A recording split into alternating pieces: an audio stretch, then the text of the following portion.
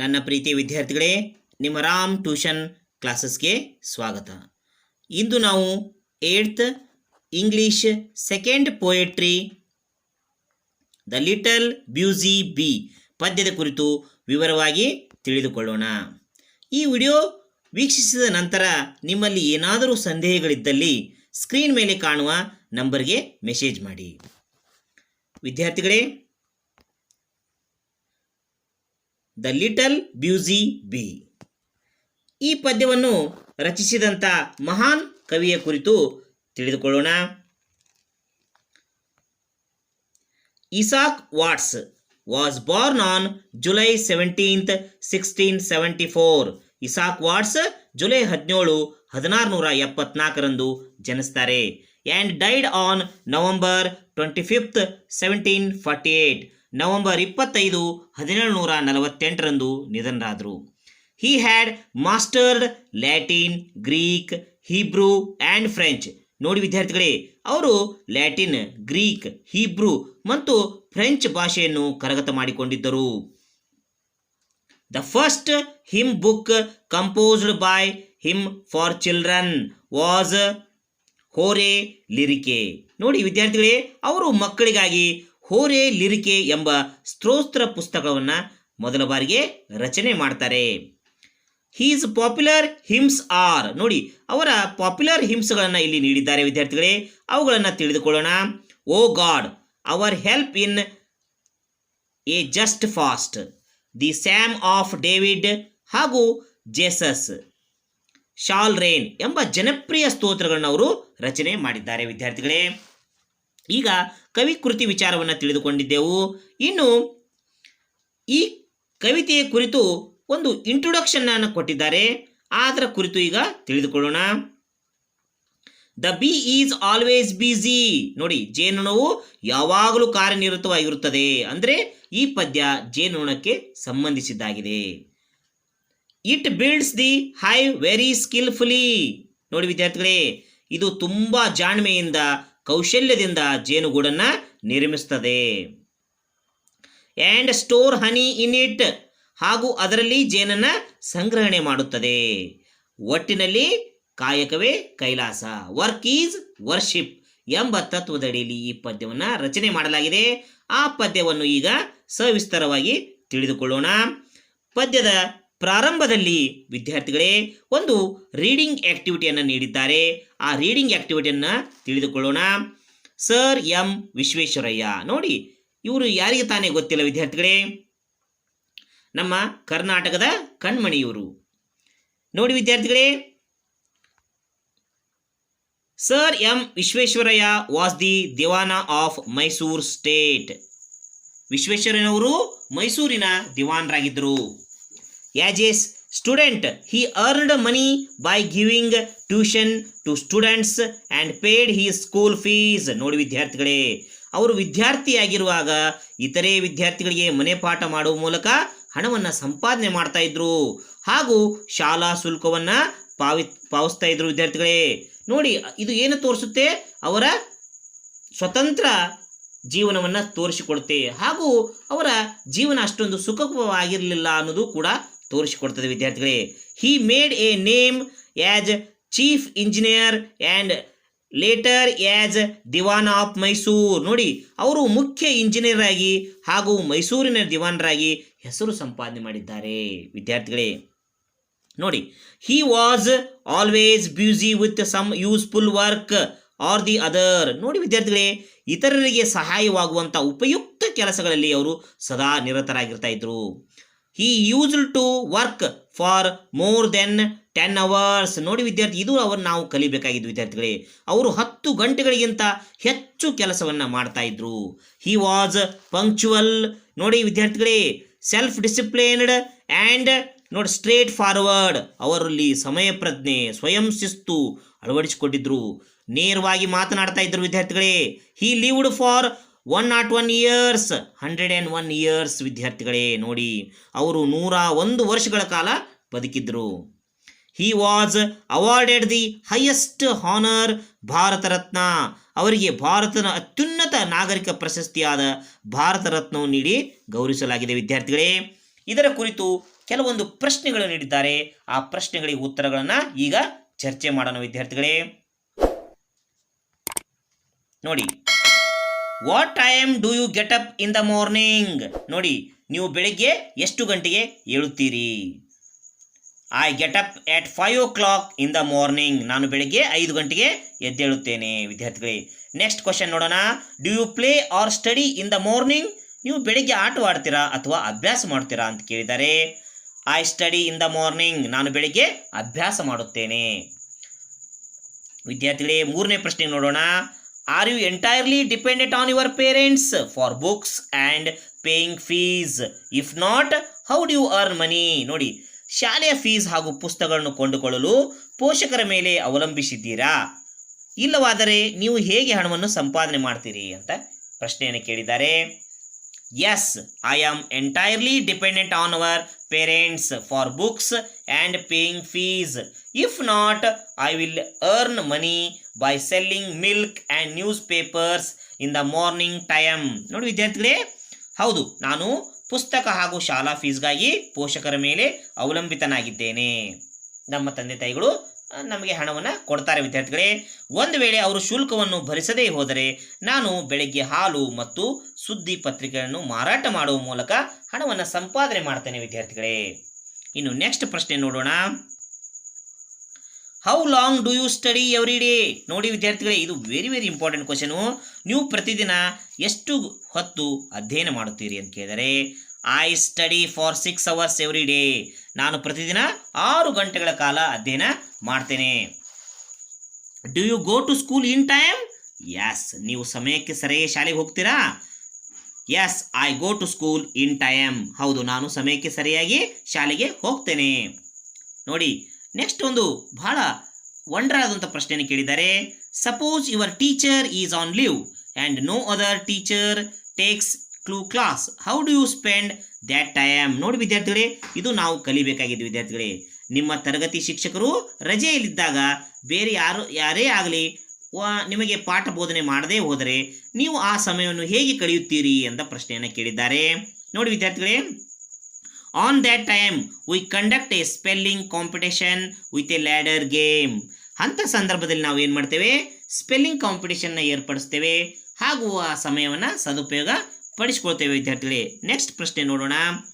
ಮೇಲಿನ you have read the passage. ನೀವು ಈಗಾಗಲೇ ಪ್ಯಾಸೇಜನ್ನು ಓದಿದ್ದೀರಿ. What do you learn from the life of sir M Visvesvaraya? ನೋಡ್ರಿ, ಈ ಪ್ಯಾಸೇಜ್ನಿಂದ ನೀವು ಏನನ್ನ ಕಲಿಯುತ್ತೀರಿ ಅಂತ ಕೇಳ್ತಾರೆ. ನೋಡಿ, I learned about their time sense and honesty of their work. ನೋಡಿ ವಿದ್ಯಾರ್ಥಿಗಳೇ, ಸರ್ ಎಂ ವಿಶ್ವೇಶ್ವರಯ್ಯನಿಂದ ನಾವು ಸಮಯ ಪ್ರಜ್ಞೆ ಹಾಗೂ ಕೆಲಸದಲ್ಲಿನ ಪ್ರಾಮಾಣಿಕತೆಯನ್ನು ಕಲಿಬೇಕಾಗಿದೆ ವಿದ್ಯಾರ್ಥಿಗಳೇ. ನೋಡಿ, ಪ್ರಾಮಾಣಿಕತೆಗೆ ಹೆಸರು ಬೇರೆ ಯಾರೂ ಇಲ್ಲ ವಿದ್ಯಾರ್ಥಿಗಳೇ, ಅವರು ಸರ್ ಎಂ ವಿಶ್ವೇಶ್ವರಯ್ಯ. ಅಂದರೆ ತಪ್ಪಲಾಗದು. ಹೇಗೆ ವಿದ್ಯಾರ್ಥಿಗಳೇ, ಸತ್ಯಕ್ಕೆ ಸತ್ಯ ಹರಿಶ್ಚಂದ್ರ ಹೆಸರುವಾಸಿಯಾಗಿದ್ದಾನೋ ಹಾಗೆ ಶಾಂತಿಗೆ ಮಹಾತ್ಮ ಗಾಂಧೀಜಿಯವರು ಹೇಗೆ ಹೆಸರುವಾಸಿಯಾಗಿದ್ದಾರೋ ಹಾಗೆ ಪ್ರಾಮಾಣಿಕತೆಗೆ ಯಾರಾದರೂ ಹೆಸರುವಾಸಿಯಾಗಿದ್ದಾರೆ ಅಂದರೆ ಅವರು ಬೇರೆ ಯಾರೂ ಅಲ್ಲ, ಸರ್ ಎಂ ವಿಶ್ವೇಶ್ವರಯ್ಯನವರು. ನೋಡಿ ವಿದ್ಯಾರ್ಥಿಗಳೇ, ಇಲ್ಲಿವರೆಗೂ ಕವಿ ಪರಿಚಯ ಹಾಗೂ ರೀಡಿಂಗ್ ಆಕ್ಟಿವಿಟಿ ಬಗ್ಗೆ ತಿಳಿದುಕೊಂಡಿದ್ದೆವು. ಇನ್ನು ಪದ್ಯ ಭಾಗದ ವಿವರಣೆ ಹಾಗೂ ಹೊಸ ಪದಗಳ ಅರ್ಥ ಎಲ್ಲವನ್ನ ವಿವರವಾಗಿ ತಿಳಿದುಕೊಳ್ಳೋಣ ವಿದ್ಯಾರ್ಥಿಗಳೇ. ಫಸ್ಟ್ ಸ್ಟಾಂಜಾ ನೋಡೋಣ. How doth the little busy bee improve each shining hour? ನೋಡಿ ವಿದ್ಯಾರ್ಥಿಗಳೇ, ಡೋತ್ ಅಂದರೆ ಡಸ್ ಬದಲಾಗಿ ಡೋತನ್ನು ಬಳಕೆ ಮಾಡಿದ್ದಾರೆ. ಲಿಟಲ್ ಚಿಕ್ಕ, ಬ್ಯೂಸಿ ಸದಾ ಕೆಲಸದಲ್ಲಿರುವ, ಬಿ ಜೇನುನೊಣ, ಇಂಪ್ರೂವ್ ಸುಧಾರಿಸು, ಶೈನಿಂಗ್ ಅವರ್ ಅಂದರೆ ಸೂರ್ಯೋದಯ. ನೋಡಿ ವಿದ್ಯಾರ್ಥಿಗಳೇ, ಇನ್ನು ಪದ್ಯದ ವಿವರಣೆಯನ್ನು ನೋಡೋಣ. ಇಲ್ಲಿ ಪದ್ಯದ ಸಮರಿಯನ್ನು ನೀಡಿದ್ದೇನೆ, ಸಾಧ್ಯವಾದರೆ ಬರೆದುಕೊಳ್ಳಿ ವಿದ್ಯಾರ್ಥಿಗಳೇ. ನೋಡಿ, the little bee that is always at work use the every moment he gets. ನೋಡಿ ವಿದ್ಯಾರ್ಥಿಗಳೇ, ಸದಾ ಕೆಲಸದಲ್ಲಿ ತೊಡಗಿರುವ ಚಿಕ್ಕ ಜೇನುನೊಣವು ತನಗೆ ದೊರೆತ ಪ್ರತಿ ಕ್ಷಣವನ್ನು ಸದುಪಯೋಗಪಡಿಸಿಕೊಳ್ತದೆ. When such a small insect is doing, the poet asked us why we should not be doing something useful to others. ನೋಡಿ ವಿದ್ಯಾರ್ಥಿಗಳೇ, ಇಲ್ಲಿ ಒಂದು ಕವಿ ನಮಗೆ ಪ್ರಶ್ನೆಯನ್ನು ಕೇಳ್ತಾ ಇದ್ದಾನೆ ವಿದ್ಯಾರ್ಥಿಗಳೇ.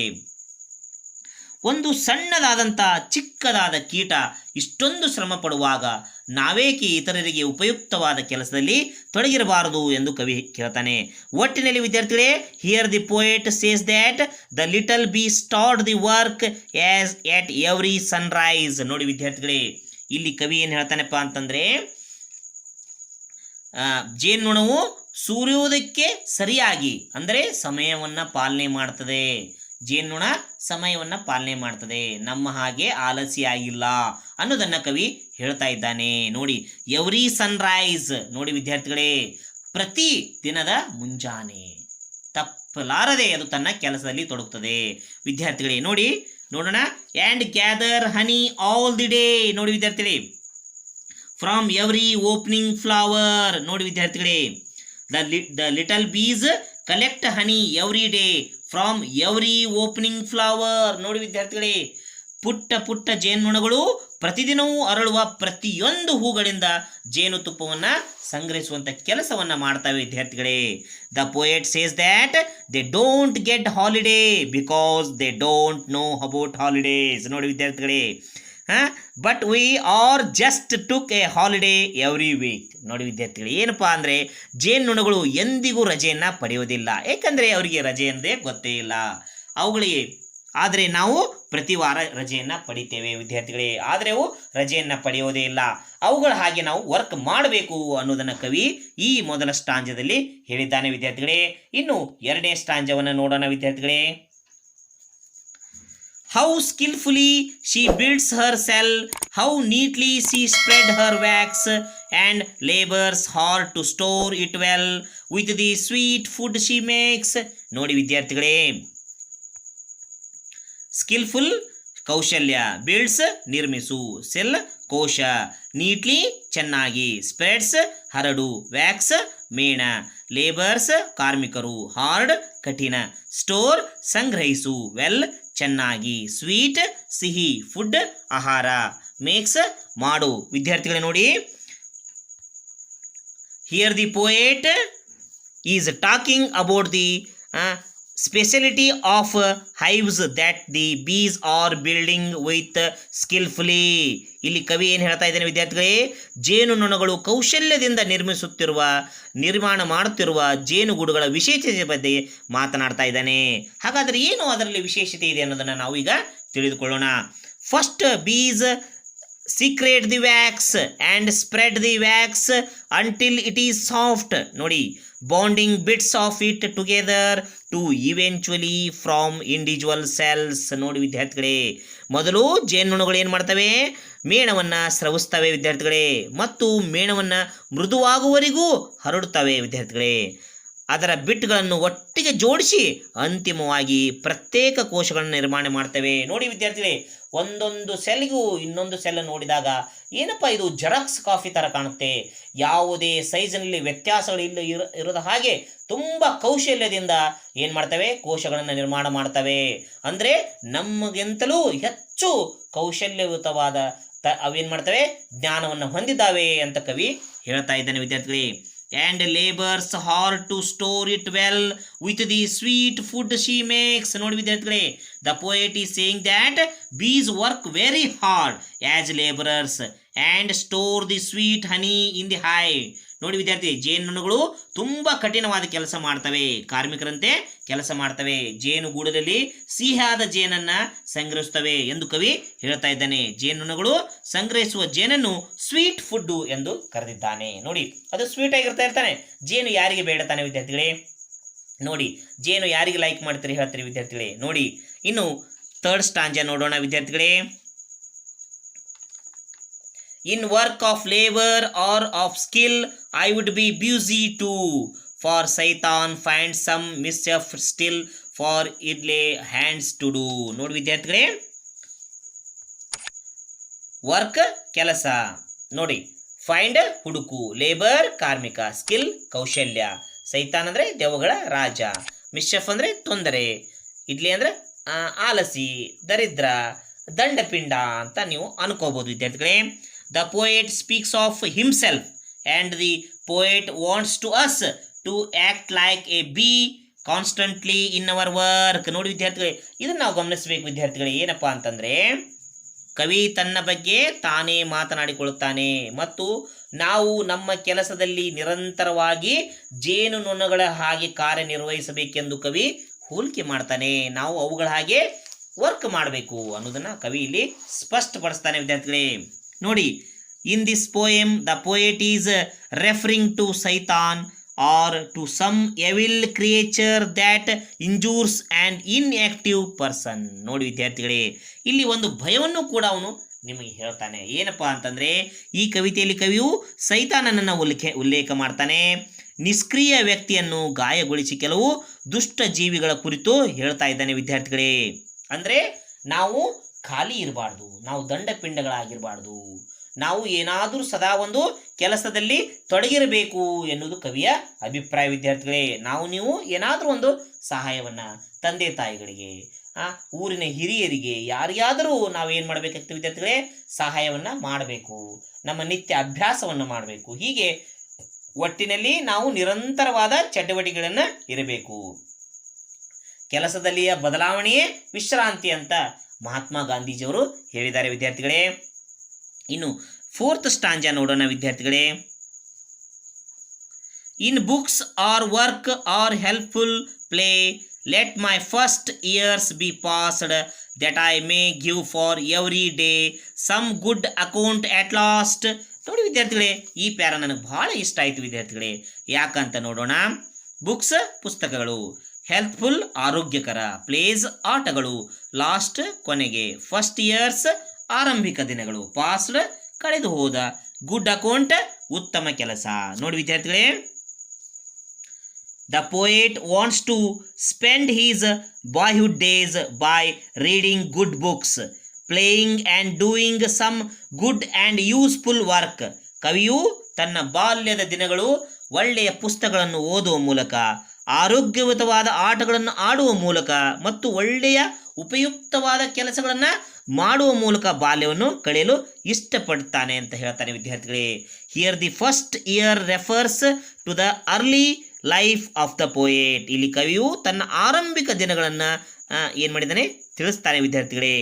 That I may give for every day some good account at last. ಈ ಲೈನ್ಗಳನ್ನು ನಾವು ತುಂಬ ಅರ್ಥ ಮಾಡ್ಕೋಬೇಕು ವಿದ್ಯಾರ್ಥಿಗಳೇ. Here the poet says that effect of the work that we do every day. ನೋಡಿ, ಕವಿ ಏನು ಹೇಳ್ತಾ ಇದ್ದಾನೆ, ನಾವು ಪ್ರತಿದಿನದಲ್ಲಿ ಮಾಡುವ ಕೆಲಸ ಮುಂದೊಂದು ದಿನ ಪರಿಣಾಮವನ್ನು ತೋರಿಸುತ್ತೆ ಅಂತ ಕವಿ ಹೇಳ್ತಾ ಇದ್ದಾನೆ. ಹೇಗೆಪ್ಪ ಅಂದರೆ, here the poet said that if you do good work for society and poor people God will bless to do good to you and your family. ನೋಡಿ ವಿದ್ಯಾರ್ಥಿ, ಒಂದು ವೇಳೆ ನಾವು ಸಮಾಜಕ್ಕೆ ಹಾಗೂ ಬಡವರಿಗೆ ಒಳ್ಳೆಯ ಕೆಲಸಗಳನ್ನು ಮಾಡಿದ್ದೇ ಆದರೆ ದೇವರು ನಿನಗೆ ಹಾಗೂ ನಿನ್ನ ಕುಟುಂಬಕ್ಕೆ ಒಳ್ಳೆಯದಾಗಲಿ ಎಂದು ಆಶೀರ್ವಾದ ಮಾಡ್ತಾನೆ ಅಂತ ಕವಿ ಹೇಳ್ತಾನೆ ವಿದ್ಯಾರ್ಥಿಗಳೇ. ನೋಡಿ ವಿದ್ಯಾರ್ಥಿಗಳೇ, finally the poet says that empty mind is devil workshop, so we should do the good and useful work to poor and innocent people. ನೋಡಿ ವಿದ್ಯಾರ್ಥಿಗಳೇ, ಖಾಲಿ ಮನಸ್ಸು ದೆವ್ವದ ಮನೆ ಇದ್ದ ಹಾಗೆ, ಆದುದರಿಂದ ನಾವು ಬಡ ಹಾಗೂ ಮುಗ್ಧ ಜನರಿಗೆ ಒಳ್ಳೆಯ ಮತ್ತು ಉಪಯುಕ್ತ ಕೆಲಸಗಳನ್ನು ನಾವು ಮಾಡಬೇಕು ಎಂದು ಕವಿ ಹೇಳ್ತಾ ಇದ್ದಾನೆ. ವಿದ್ಯಾರ್ಥಿಗಳೇ, ಇಲ್ಲಿವರೆಗೂ ಪದ್ಯದ ವಿವರಣೆ ಹಾಗೂ ಹೊಸ ಪದಗಳು ಹಾಗೂ ಪದ್ಯದ ಸಾರಾಂಶ ಎಲ್ಲವನ್ನು ತಿಳಿದುಕೊಂಡಿದ್ದೀವಿ. ಇನ್ನು ಪದ್ಯದ ಪ್ರಶ್ನೆಗಳಿಗೆ ಉತ್ತರವನ್ನು ತಿಳಿದುಕೊಳ್ಳೋಣ. ಈ ಪದ್ಯಕ್ಕೆ ಒಂದು ಲೈಕ್ ಮಾಡೋದನ್ನು ಮಾತ್ರ ಮರಿಬೇಡಿ ವಿದ್ಯಾರ್ಥಿಗಳೇ. ನೋಡಿ ವಿದ್ಯಾರ್ಥಿಗಳೇ, who is the poet speaking about? ಕವಿ ಯಾರ ಬಗ್ಗೆ ಮಾತನಾಡ್ತಾ ಇದ್ದಾನೆ? The poet was speaking about the busy bee. ಕವಿ ಸದಾ ಕಾರ್ಯನಿರತವಾಗಿರುವ ಜೇನುನೊಣಗಳ ಬಗ್ಗೆ ಮಾತನಾಡ್ತಾ ಇದ್ದಾನೆ ವಿದ್ಯಾರ್ಥಿಗಳೇ. Why does the poet bee sit on the flower? ಜೇನುನೊಣ ಹೂಗಳ ಮೇಲೆ ಏಕೆ ಕುಳಿತುಕೊಳ್ಳುತ್ತೆ ಅಂತ ಕೇಳ್ತಾ ಇದ್ದಾನೆ. The bee sit on the flower to collect nectar. ನೋಡಿ ವಿದ್ಯಾರ್ಥಿ, ಮಕರಂದವನ್ನು ಸಂಗ್ರಹಿಸಲು ಜೇನುನೊಣವು ಹೂಗಳ ಮೇಲೆ ಕುಳಿತುಕೊಳ್ತದೆ. How does the bee build Har cell? ನೋಡಿ ವಿದ್ಯಾರ್ಥಿಗಳೇ, ಜೇನುನೊಣವು ಜೇನುಗೂಡನ್ನು ಹೇಗೆ ನಿರ್ಮಾಣ ಮಾಡ್ತದೆ?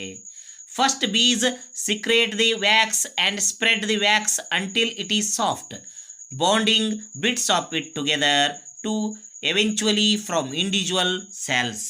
ಮೊದಲು ಜೇನುನೊಣಗಳು ಮೇಣವನ್ನು ಸ್ರವಿಸ್ತವೆ, ನಂತರ ಮೇಣವು ಮೃದುವಾಗುವವರೆಗೂ ಹರಡಿಸ್ತವೆ, ಮೇಣವನ್ನು ಒಟ್ಟಿಗೆ ಜೋಡಿಸಿ ಸೆಲ್ಗಳನ್ನು ನಿರ್ಮಾಣ ಮಾಡ್ತವೆ ವಿದ್ಯಾರ್ಥಿಗಳೇ. ಫೋರ್ತ್ ಕ್ವಶನ್ ನೋಡೋಣ. I would be busy too, who does I refer to? ಇಲ್ಲಿ ಕವಿ ಐ ಎಂದು ಯಾರಿಗೆ ಉಲ್ಲೇಖ ಮಾಡಿದ್ದಾನೆ ವಿದ್ಯಾರ್ಥಿಗಳೇ? Here I refer to the poet himself. ಕವಿ ತನಗೆ ತಾನೇ ಆಯನ್ನು ಉಲ್ಲೇಖ ಮಾಡಿಕೊಂಡಿದ್ದಾನೆ. ಇನ್ನು 5ನೇ ಪ್ರಶ್ನೆ ನೋಡೋಣ. Why does sweet food mean in the context? ನೋಡಿ ವಿದ್ಯಾರ್ಥಿಗಳೇ, ಈ ಪದ್ಯದಲ್ಲಿ ಸಿಹಿಹಾರ ಅಂತ ಯಾವುದನ್ನು ಹೋಲಿಕೆ ಮಾಡಿದ್ದಾನೆ? Sweet food means honey. ಸಿಹಿಹಾರ ಯಾವುದಪ್ಪ ಅಂದರೆ ಅದು ಜೇನುತುಪ್ಪ. ನೆಕ್ಸ್ಟ್ ನೋಡಿ 6th ಕ್ವಶನ್ ನೋಡೋಣ. Who does Satan manage to work through? ನೋಡಿ ವಿದ್ಯಾರ್ಥಿ, ಸೈತಾನನು ಯಾರ ಮೂಲಕ ಕೆಲಸವನ್ನು ಮಾಡಿಸ್ತಾನೆ ಅಂತ ಹೇಳಿದ್ದಾನೆ? Satan manages to do the work through idle hands or lazy people.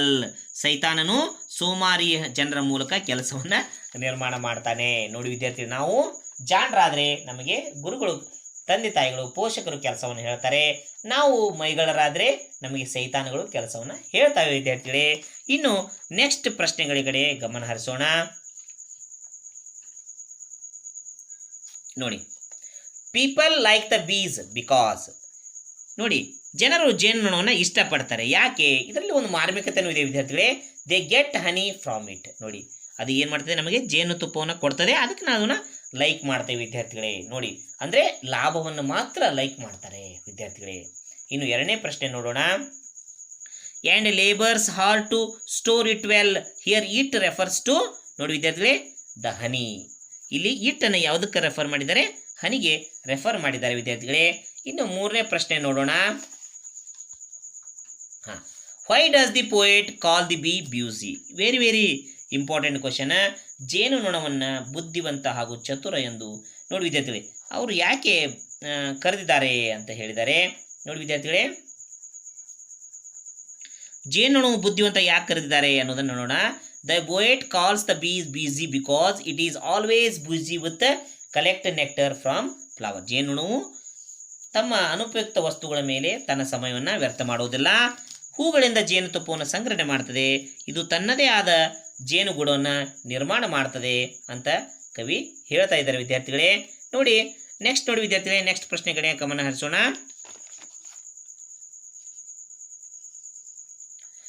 Let my first years be passed.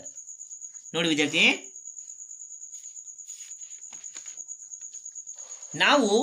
ನಾವೇಕೆ ನಮ್ಮ ಬಾಲ್ಯವನ್ನು ಕಳೆಯಲು ಇಷ್ಟಪಡುತ್ತಾರೆ ಅಂತ ಕೇಳಿದ್ದಾರೆ ವಿದ್ಯಾರ್ಥಿಗಳೇ. ನೋಡಿ ವಿದ್ಯಾರ್ಥಿಗಳಿಗೆ, ಇಲ್ಲಿ ಪ್ರಶ್ನೆ ಉತ್ತರ ನೋಡೋಣ. What does the first years refer to? ಅಂದರೆ ಇಲ್ಲಿ ಫಸ್ಟ್ ಇಯರನ್ನು ಎದಕ್ಕೆ ರೆಫರ್ ಮಾಡಿದ್ದಾರೆ ಅಂತ ಕೇಳ್ತಾ ಇದ್ದಾರೆ. ನೋಡಿ, here the first years refer to the early life of the poet which means his boyhood. ಅಂದರೆ ಕವಿಯ ಬಾಲ್ಯದ ದಿನಗಳನ್ನು ಫಸ್ಟ್ ಇಯರ್ಸ್ ಅಂತ ಇಲ್ಲಿ ಏನು ಮಾಡಿದ್ದಾನೆ? ಕವಿ ರೆಫರ್ ಮಾಡಿದ್ದಾನೆ ವಿದ್ಯಾರ್ಥಿಗಳೇ. ಇನ್ನು 3ನೇ ಪ್ರಶ್ನೆಗೆ ಉತ್ತರವನ್ನು ನೋಡೋಣ. How does the poet want to spend his first year? ಹಾಗಾದರೆ ಕವಿಯು ತನ್ನ ಬಾಲ್ಯ ದಿನಗಳನ್ನು ಹೇಗೆ ಕಳೆಯಲು ಇಷ್ಟಪಡ್ತಾನೆ ಅಂತ ಹೇಳಿದರೆ, the poet wants to spend his first years in reading useful books and playing sports. ಅವರು ಉಪಯುಕ್ತವಾದ ಪುಸ್ತಕಗಳನ್ನು ಓದಲು ಹಾಗೂ ಆರೋಗ್ಯಕರವಾದ ಆಟಗಳನ್ನು ಆಡಲು ತಮ್ಮ ಬಾಲ್ಯದ ಸಮಯವನ್ನು ಕಳೆಯಲು ಇಷ್ಟಪಡ್ತಾರೆ ವಿದ್ಯಾರ್ಥಿಗಳೇ. ಇನ್ನು ನೆಕ್ಸ್ಟ್ ನೋಡೋಣ. Why does he want to do so? ನೋಡಿ, because useful activities are given a good account of himself at the end.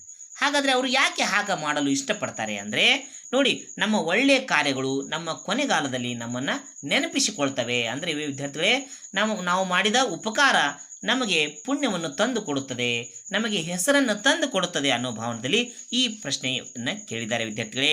Next ನೋಡೋಣ. How can you say that the bees is intelligent and clever? ಜೇನುನೊಣವು ಬುದ್ಧಿವಂತ ಹಾಗೂ ಚತುರ ಎಂದು ನೀವು ಹೇಗೆ ಹೇಳ್ತೀರಿ ಅಂತ ಕೇಳಿದರೆ, the bees does not waste its time on useless things. ನೋಡಿ, ಜೇನುನೊಣವು ನಿರುಪಯುಕ್ತ ವಸ್ತುಗಳ ಮೇಲೆ ತನ್ನ ಸಮಯವನ್ನು ವ್ಯರ್ಥ ಮಾಡುವುದಿಲ್ಲ. ನೋಡಿ ವಿದ್ಯಾರ್ಥಿಗಳೇ, it gathers honey from flowers. ಹೂಗಳಿಂದ ಜೇನುತುಪ್ಪವನ್ನು ಸಂಗ್ರಹಣೆ ಮಾಡ್ತದೆ.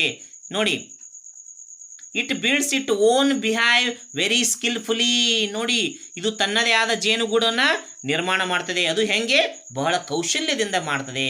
It store honey from the future. ನೋಡಿ, ಭವಿಷ್ಯತ್ತಿಗಾಗಿ ಜೇನುತುಪ್ಪವನ್ನು ಸಂಗ್ರಹಣೆ ಮಾಡ್ತದೆ. ನೋಡಿ, we say that the B is intelligent and clever. ನೋಡಿ, ಇನ್ ದಿಸ್ ವೇ, ಈ ರೀತಿಯಾಗಿ ಅದನ್ನು ನಾವೇನು ಕರಿಬೋದು, ಬಹಳ ಚತುರ ಬುದ್ಧಿವಂತ ಜೀವಿ ಅಂತ ನಾವು ಕರಿಬಹುದಾಗಿದೆ ವಿದ್ಯಾರ್ಥಿಗಳೇ. ಇನ್ನು ಫೋರ್ತ್ ಕ್ವಶನ್ಗೆ ಉತ್ತರವನ್ನು ನೋಡೋಣ. What is admirable about the work of the bee? Very very important question ವಿದ್ಯಾರ್ಥಿಗಳೇ. ಜೇನುನೊಣದ ಬಗ್ಗೆ ಯಾವುದು ಪ್ರಶಂಸನೀಯವಾಗಿದೆ ಅಂತ ಕೇಳ್ತಾ ಇದ್ದಾರೆ. ಹೆಚ್ಚು ಇಷ್ಟಪಡ್ತೀರಿ ಜೇನುನೊಣದ ಬಗ್ಗೆ ಅಂತ ಕೇಳಿದ್ದಾರೆ. The bee's intelligence, hard work, commitment, dedications and skills are admirable. ನೋಡಿ ವಿದ್ಯಾರ್ಥಿಗಳೇ, ಜೇನುನೊಣದ ಬುದ್ಧಿವಂತಿಕೆ, ಕಠಿಣ ಪರಿಶ್ರಮ, ಬದ್ಧತೆ, ಸಮರ್ಪಣೆ ಮತ್ತು ಕೌಶಲ್ಯಗಳು ಶ್ಲಾಘನೀಯವಾಗಿವೆ. ಇವೆಲ್ಲವನ್ನು ನಾವು ಕಲಿಬೇಕಾಗಿದೆ ವಿದ್ಯಾರ್ಥಿಗಳು. ಯಾವುದನ್ನು ವಿದ್ಯಾರ್ಥಿಗಳೇ? Intelligence, hard work, commitment, dedication. ನೋಡಿ, ಇವೆಲ್ಲವೂ ಇದ್ದಾಗ ಮಾತ್ರ ನಾವು ಏನಾದರೂ ಸಾಧನೆಯನ್ನು ಮಾಡಲಿಕ್ಕೆ ಸಾಧ್ಯವಿದೆ ವಿದ್ಯಾರ್ಥಿಗಳೇ. ಇನ್ನು ಫಿಫ್ತ್ ಕ್ವಶನ್ ನೋಡೋಣ. Why does the poet wants us to be like the bee? ನೋಡಿ ವಿದ್ಯಾರ್ಥಿಗಳೇ, ನಾವು ಜೇನುನೊಣದಂತೆ ಯಾಕೆ ಆಗಬೇಕು ಅಂತ ಕವಿ ಬಯಸ್ತಾನೆ. The poet wants us to be like the bee because the bee is useful to society. We should also be helpful to society by doing good and useful work. ನೋಡಿ ವಿದ್ಯಾರ್ಥಿಗಳೇ, ಜೇನುನೊಣವು ಸಮಾಜಕ್ಕೆ ಉಪಯುಕ್ತವಾದಂಥ ಜೇನುತುಪ್ಪವನ್ನು ತಯಾರು ಮಾಡ್ತದೆ. ಅದರಂತೆ ನಾವು ಕೂಡ ಸಮಾಜಕ್ಕೆ ಉಪಯೋಗವಾಗುವ ಕೆಲಸವನ್ನು ಮಾಡಬೇಕು. ಅದಕ್ಕಾಗಿ ನಾವು ಜೇನುನೊಣದಂತೆ ಇರಬೇಕು ಎಂದು ಕವಿ ಬಯಸ್ತಾನೆ ವಿದ್ಯಾರ್ಥಿಗಳೇ. ಸಿಕ್ಸ್ತ್ ಕ್ವಶನ್ ನೋಡೋಣ. Why should we not keep our selves idli? What will happen if we are idli? ನೋಡಿ ವಿದ್ಯಾರ್ಥಿಗಳೇ, we should not keep ourselves idle because Satan finds some mischief and rums our life. ನೋಡಿ, ಸೈತಾನನು ಜೀವನದಲ್ಲಿ ಆಲಸಿಯಾಗಿರುವವರೆಗೆ ಕೆಡಕನ್ನು ಉಂಟು ಮಾಡ್ತಾನೆ. ಆದುದರಿಂದ ನಾವು ಸದಾ ಉಪಯುಕ್ತವಾದ ಚಟುವಟಿಕೆಯನ್ನು ಮಾಡ್ತಾ ಇರಬೇಕು ಅಂತ ಇಲ್ಲಿ ಕವಿ ಹೇಳ್ತಾ ಇದ್ದಾನೆ. ಇನ್ನು ಸೆವೆಂತ್ ಕ್ವಶನ್ ನೋಡೋಣ. What is the message of the poem? Very very important question ವಿದ್ಯಾರ್ಥಿಗಳೇ. ಈ ಪದ್ಯದ ಸಂದೇಶವೇನು ಅಂತ ಕೇಳ್ತಾ ಇದ್ದಾರೆ. The message of the poem is empty mind is devil workshop. ಕಾಯಕವೇ Kailasa means we should a way to do the good and useful work. ಖಾಲಿ ಮನಸ್ಸು ದೆವ್ವದ ಮನೆ ಇದ್ದ ಹಾಗೆ. ಆದ್ದರಿಂದ ನಾವು ಬಡ ಹಾಗೂ ಮುಗ್ಧ ಜನರಿಗೆ ಒಳ್ಳೆಯ ಹಾಗೂ ಉಪಯುಕ್ತ ಕೆಲಸಗಳನ್ನು ಮಾಡಬೇಕು ಎಂಬುದು ಈ ಪದ್ಯದ ಸಂದೇಶವಾಗಿದೆ ವಿದ್ಯಾರ್ಥಿಗಳೇ. ಏಳ್ತ್ ಕ್ವಶನ್ ನೋಡೋಣ. Which line do you like the best in the poem? Give reason for your choice. ನೋಡಿ ವಿದ್ಯಾರ್ಥಿಗಳೇ, ಈ ಪದ್ಯದಲ್ಲಿ ಯಾವ ಸಾಲನ್ನು ನೀವು ತುಂಬ ಇಷ್ಟಪಡ್ತೀರಿ ಅಂತ ಕೇಳಿದ್ದಾರೆ. ನನ್ನ ಇಷ್ಟದ ಪ್ರಕಾರ how doth the little busy bee improve each shining hour. ಇದು ಅತ್ಯುತ್ತಮ ಸಾಲ ಆಗಿದೆ ನನ್ನ ಪ್ರಕಾರ ವಿದ್ಯಾರ್ಥಿಗಳೇ. ಯಾಕಪ್ಪ ಅಂತಂದರೆ ನೋಡಿ ವಿದ್ಯಾರ್ಥಿಗಳೇ, these are the best lines in the poem because the little bee is always busy and makes use of its time. It builds beautiful hives and collects honey which is useful to man. Honey never gets spoils. ನೋಡಿ ವಿದ್ಯಾರ್ಥಿಗಳೇ, ಯಾಕಪ್ಪ ಅಂತಂದರೆ ಪುಟ್ಟದಾದ ಜೇನುನೊಣವು ಯಾವಾಗಲೂ ಕಾರ್ಯನಿರತವಾಗಿರ್ತದೆ. ತನಗೆ ದೊರೆತ ಸಂಪೂರ್ಣವಾದ ಸಮಯವನ್ನು ಉಪಯೋಗ ಮಾಡ್ತದೆ, ಸಮಯವನ್ನು ವ್ಯರ್ಥ ಮಾಡಲ್ಲ. ನೋಡಿ, ಸುಂದರವಾದ ಜೇನುಗೂಡನ್ನು ನಿರ್ಮಾಣ ಮಾಡ್ತದೆ. ಅದು ಹೇಗೆ? ಕೌಶಲ್ಯಯುತವಾಗಿ ನಿರ್ಮಾಣ ಮಾಡ್ತದೆ. ಅದರಲ್ಲಿ ಜೇನನ್ನು ಸಂಗ್ರಹಣೆ ಮಾಡ್ತದೆ. ಇದು ಮನುಷ್ಯನಿಗೆ ತುಂಬ ಉಪಯುಕ್ತವಾಗಿದೆ. ಆದುದರಿಂದ ಮೇಲಿನ ಸಾಲನ್ನು ನಾನು ತುಂಬ ಇಷ್ಟಪಡ್ತೇನೆ ಅಂತ ಹೇಳ್ತಾ ಇದ್ದೀನಿ ವಿದ್ಯಾರ್ಥಿಗಳೇ. ನೆಕ್ಸ್ಟ್ ಲಾಸ್ಟ್ ಕ್ವಶನ್ ನೋಡೋಣ. Pick out the rhyming words. ಕೆಲವೊಂದು ರೈಮಿಂಗ್ ವರ್ಡ್ ನೋಡೋಣ. Hour, flower, cell, well, wax, makes, to, do, play, day. ಇನ್ನೂ ಹಲವಾರು ರೈಮಿಂಗ್ ವರ್ಡ್ಸ್ಗಳು ಇರಬೇಕು ವಿದ್ಯಾರ್ಥಿಗಳೇ. ಇದಕ್ಕೆ ಸಂಬಂಧಿಸಿದ ಪೂರಕ ರೈಮಿಂಗ್ ವರ್ಡ್ಸ್ಗಳನ್ನು ಕೂಡ ನೀವು ಕಲೆಕ್ಟ್ ಮಾಡಿ. ನೋಡಿ ವಿದ್ಯಾರ್ಥಿಗಳೇ, ಕವಿ ಪರಿಚಯ, ರೀಡಿಂಗ್ ಆ್ಯಕ್ಟಿವಿಟಿ ಹಾಗೂ ಅದರ ಪ್ರಶ್ನೋತ್ತರಗಳು ಎಲ್ಲವನ್ನ ವಿವರಣೆಯನ್ನು ಮಾಡಿದ್ದೇನೆ, ಸಾರಾಂಶವನ್ನು ಹೇಳಿದ್ದೇನೆ, ಹೊಸ ಪದಗಳನ್ನು ಹೇಳಿದ್ದೇನೆ ಹಾಗೂ ಪದ್ಯದ ಎಲ್ಲ ಪ್ರಶ್ನೆಗಳಿನ ಉತ್ತರಗಳನ್ನು ಕೂಡ ನಾನು ಹೇಳಿದ್ದೇನೆ ವಿದ್ಯಾರ್ಥಿಗಳೇ. ನೋಡಿ ವಿದ್ಯಾರ್ಥಿಗಳೇ, ಈ ವಿಡಿಯೋ ನಿಮಗೆ ಇಷ್ಟವಾದಲ್ಲಿ ಈ ವಿಡಿಯೋಗೆ ಒಂದು ಲೈಕ್ ಮಾಡಿ ಹಾಗೂ ಈ ವಿಡಿಯೋನು ನಿಮ್ಮ ಸ್ನೇಹಿತರಿಗೆ ಶೇರ್ ಮಾಡಿ ವಿದ್ಯಾರ್ಥಿಗಳೇ. ಹಾಗೂ ನಮ್ಮ ರಾಮ್ ಟ್ಯೂಷನ್ ಕ್ಲಾಸಸ್ಸನ್ನು ಸಬ್ಸ್ಕ್ರೈಬ್ ಮಾಡೋದನ್ನು ಮರಿಬೇಡಿ ವಿದ್ಯಾರ್ಥಿಗಳೇ. ಹಾಗೂ ಪಕ್ಕದಲ್ಲಿ ಕಾಣುವಂಥ ಬೆಲ್ ಐಕನನ್ನು ಕ್ಲಿಕ್ ಮಾಡಿ ಆಲ್ ಎಂದು ಪ್ರೆಸ್ ಮಾಡಿ ವಿದ್ಯಾರ್ಥಿಗಳೇ. ಧನ್ಯವಾದಗಳು ವಿದ್ಯಾರ್ಥಿಗಳೇ.